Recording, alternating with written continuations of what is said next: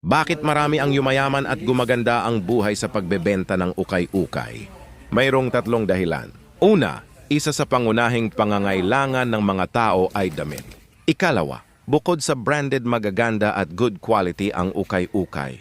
Ikatlo, napakamura at dito pasok ang budget ng karamihan sa mga tao, kaya masasabi natin na bestseller si ukay higit sa brand new. Gusto nyo rin ba magbenta ng ukay-ukay?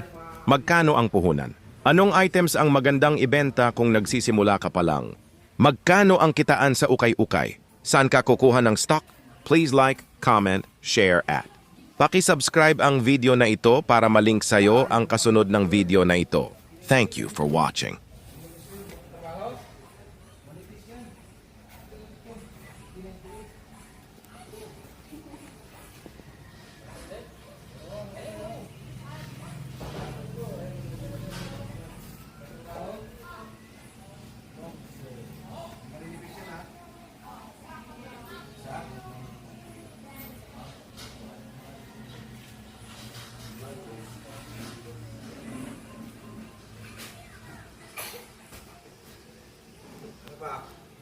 Ayan, yung pang formal talaga yan.